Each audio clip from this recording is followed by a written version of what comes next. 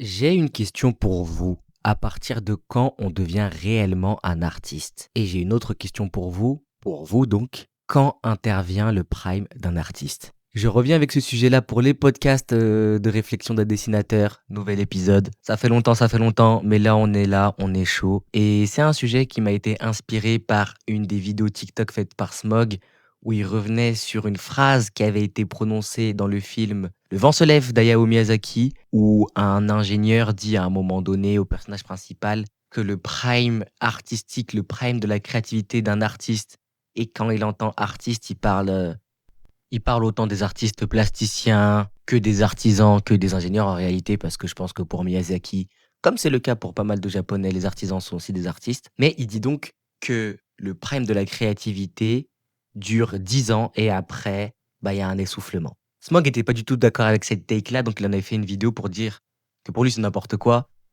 Euh, Quand tu es un artiste, un artisan, plus tu pratiques, plus tu raffines ton art, plus tu seras fort. Il n'y a pas forcément des limites de temps. Et moi, j'avoue que cette vidéo m'a fait me poser pas mal de questions et j'ai pas mal réfléchi au sujet. Et je crois qu'il y a une clé de compréhension qu'il faut comprendre dans la vie d'un artiste qui est justement, désolé pour la redondance, très importante à comprendre.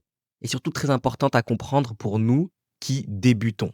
Pour la plupart des gens qui m'écoutent, on débute dans notre art ou dans notre artisanat d'ailleurs. Parce que est-ce que les mangakas sont des artistes ou des artisans? Vaste question, question auquel on a répondu d'ailleurs dans une vidéo précédente. Je vous invite à aller la voir.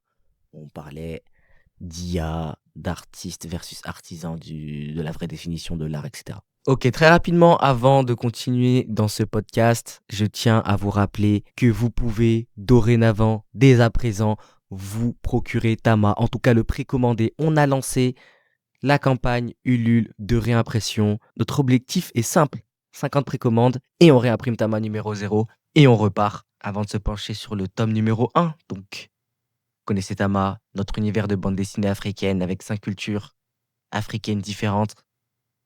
Tout cet univers, toute cette mythologie qu'on essaie de tisser avec tout le groupe. Son prologue, son début, le tome 0 est disponible en précommande.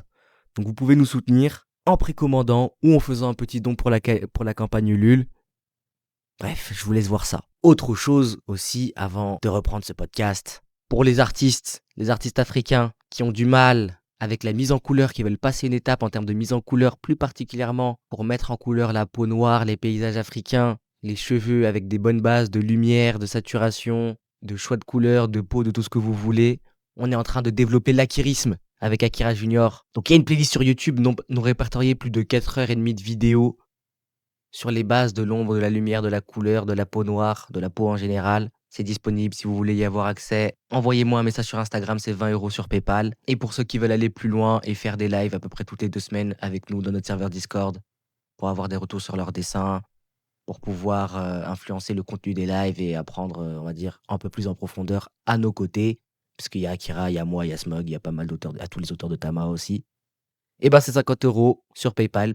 Pareil, envoyez-moi un message sur Instagram. Ok, publicité terminée, effectuée. Revenons sur le sujet. Alors déjà, pour comprendre cette take du vent se lève d'Hayao Miyazaki, je vais vous redonner un petit peu le contexte. C'est un film un peu à moitié autobiographique d'Hayao Miyazaki, où on va suivre un jeune ingénieur concepteur d'avions qui a des rêves plein la tête. On le voit faire ses études, on le voit entrer dans la vie active, et à un moment donné, donc, il va recevoir des conseils, et notamment ce conseil de la part d'un ingénieur beaucoup plus âgé que lui, européen je crois.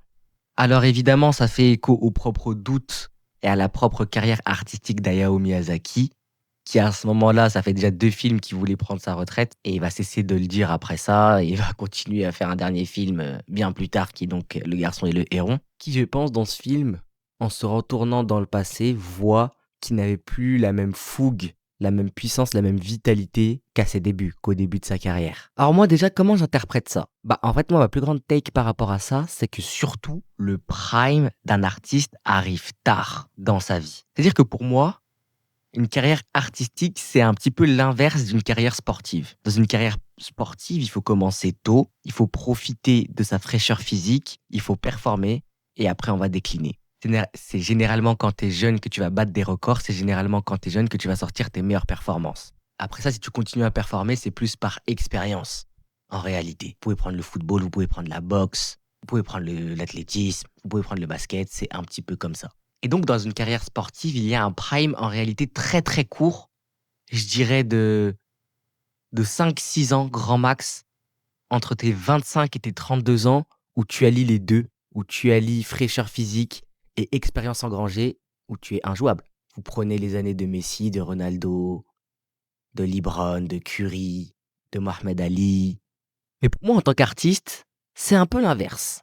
Pour moi, en tant qu'artiste, ton prime, en réalité, il vient assez tard. Si vous regardez les plus grands artistes, les auteurs, leur meilleure œuvre arrive assez tard. Miyazaki, lui-même, il a fondé le studio Ghibli. Il avait déjà plus de 40 ans. Ça faisait déjà plus de 20 ans qu'il était dans l'industrie de l'animation sans succès. Miura, pareil, quand il fait Berserk, il est très âgé. Et ça fait peut-être quasiment une dizaine d'années qu'il est assistant et qu'il fait des petits projets à gauche, à droite. Michel-Ange, quand il fait la Chapelle Sixtine, il est âgé. En fait, au début, quand tu es un artiste, tu fais rien de bien fou. Bon, il y a des cas exceptionnels, et ça ne veut pas dire aussi que tu ne peux pas rencontrer le succès en tant qu'artiste. Ça, c'est différent. Le succès commercial et ta maturité artistique, c'est deux choses totalement différentes. Mais en fait, ce qu'il faut bien se dire, c'est que si je prends l'exemple d'un dessinateur, d'un mangaka, d'un BDiste, il y a plusieurs étapes. Il y a la phase vraiment bébé où tu apprends à dessiner. Et rien que cette phase-là peut te durer jusqu'à tes 20 ans, si tu as commencé à dessiner étant petit ou adolescent. Donc jusqu'à 20 ans, tu apprends déjà à dessiner, juste à dessiner genre normalement, à pouvoir représenter tout ce que tu as envie de représenter. Puis après ça, tu vas commencer à aiguiser ton sens artistique. Tu vas commencer à multiplier tes références. Tu vas commencer déjà à pratiquer ce que tu as vraiment envie de pratiquer.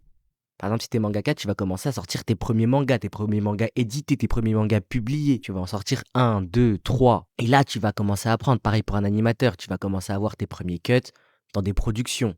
Tu vas apprendre, tu vas apprendre. Et rien que cette étape-là, elle peut te durer encore 10 ans, donc jusqu'à tes 30 ans. Et globalement, tout ce que tu vas faire pendant cette période-là, c'est encore recopier ce que t'aimes, ce que t'as aimé. Et presque recopier, je dirais presque tel quel en réalité.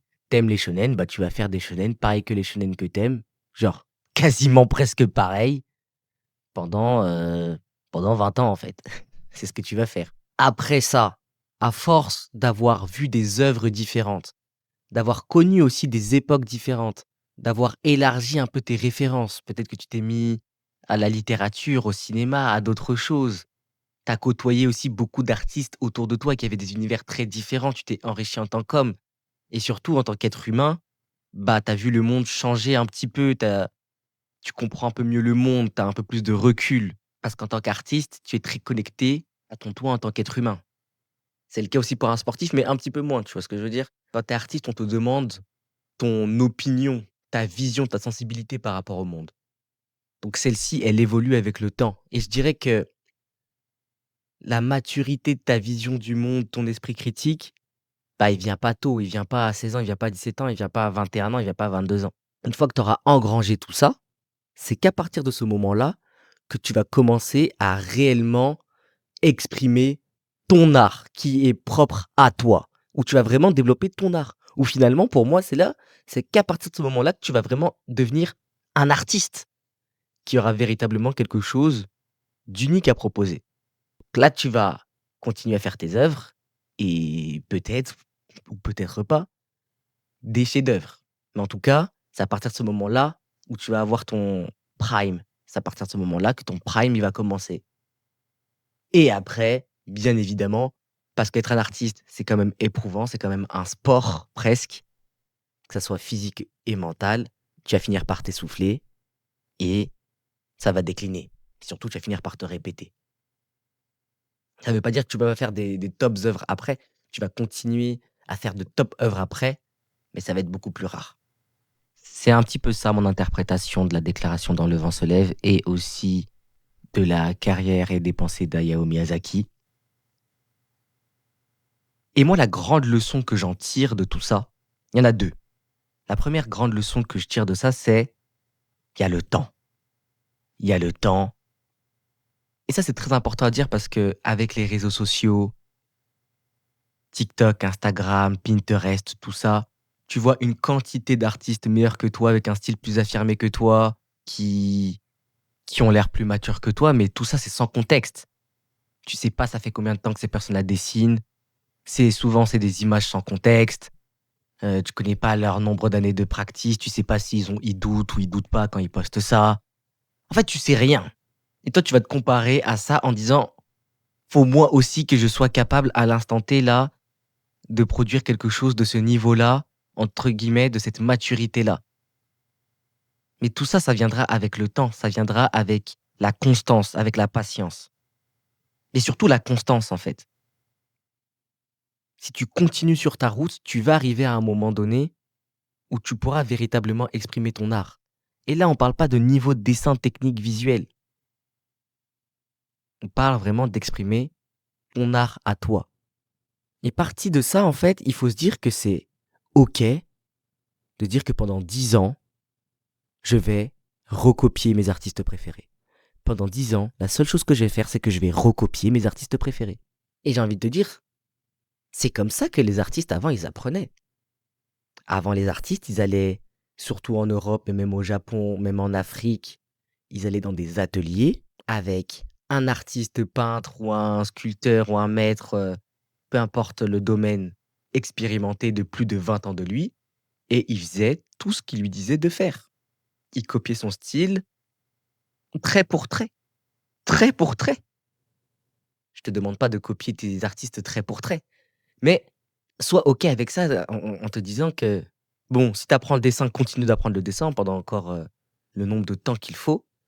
Après, on apprend toujours à dessiner, c'est pas ça le truc. Mais si tu commences à avoir la confiance de sortir tes premières productions, mais n'aie pas du tout honte qu'au début ça soit pas forcément mature, c'est normal et il faut embrasser ce côté-là. Plus tu copies, plus tu apprends vite. Donc copie ce que tu aimes. Copie ce que tu aimes, copie ce que tu aimes parce qu'au début, tu as la vitalité, tu as l'énergie pour. Quand tu es jeune, tu as l'énergie. Copie et va, entre guillemets, «sois patient et endurant et va vite». Ça, c'est des conseils que j'essaie de me donner, c'est des trucs que j'essaie de me dire. En même temps, être patient, être constant, en même temps, aller profiter de l'énergie, de la vitalité de la jeunesse pour enchaîner, enchaîner, enchaîner, enchaîner. Moi, je me vois pas encore me poser sur une longue série et me dire, «Vas-y, je vais me poser sur une longue série, j'ai trop de choses à apprendre, j'ai trop de d'univers à expérimenter, d'artistes à copier», pour me dire que là, maintenant, je vais me poser sur un truc et faire le truc de ma vie. Non. En tout cas, moi, c'est comme ça que je vois le truc. Et la deuxième leçon que je tire par rapport à ça, c'est que pour le moment, bah, je suis pas encore un artiste et pour vraiment devenir un artiste, il faut que j'élargisse mes références, que j'élargisse mes influences, que je cultive mon point de vue et ma sensibilité sur le monde en lisant beaucoup et beaucoup de choses que je n'aurais pas lues à la base, mais aussi en vivant des expériences, des moments forts, des moments humainement forts, en partageant des idées avec des personnes enrichissantes et motivantes, à mes yeux en tout cas. En fait, c'est pour ça que je travaille souvent avec, enfin, je ne travaille plus avec des scénaristes pour le moment. C'est que pour le moment, comme je l'avais dit à certains camarades du Discord, bah, je sais pas vraiment ce que j'ai envie de raconter pour le moment. Peut-être vous, vous savez ce que vous avez à raconter, donc essayez de le raconter au mieux que vous pouvez. Mais moi, pour le moment, bon, il y a plein de choses que j'ai envie de dire, mais je préfère pour le moment m'enrichir des autres. Parce que je me dis, si je dois raconter des choses, j'ai le temps de le faire. J'ai le temps de le faire, je le ferai quand je sentirai que c'est le moment que je le fasse. Pour le moment, je suis vraiment en mode full apprentissage, full apprentissage. J'ai 23 ans. Déjà, j'ai même pas bien fini d'apprendre à dessiner. Là, j'apprends à faire de la colo bien avec l'aquérisme. Et je suis en train de sortir mes toutes premières productions. Là, il y a Fragment qui est sorti, il y a Tama qui est sorti. Cette année, je vais sortir quelque chose, mais le but, c'est de sortir le plus de livres possible, avec le plus de gens différents possible. Bah, juste pour commencer à me faire une petite expérience, modestement et humblement. Et je sais qu'avec le temps, avec les expériences, qu'elles soient artistiques, mais surtout humaines, et en me diversifiant beaucoup dans ce que je consomme, je vais finir par devenir un artiste À un moment donné, ça arrivera peut-être à 30 ans, 35 ans, 40 ans comme Miyazaki. Et là, et là, je pourrais vraiment devenir un artiste et je vais tout dégommer.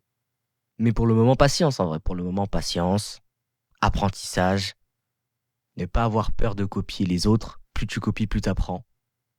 C'est le Sharingan. Et surtout, pas se comparer. Pas se comparer aux gens qui vont soi-disant plus rapidement que toi. Qui vont pas vraiment plus rapidement que toi. Personne va. Ou même s'ils vont plus rapidement que toi, ça change pas grand-chose. Parce qu'il n'y a pas vraiment de ligne d'arrivée.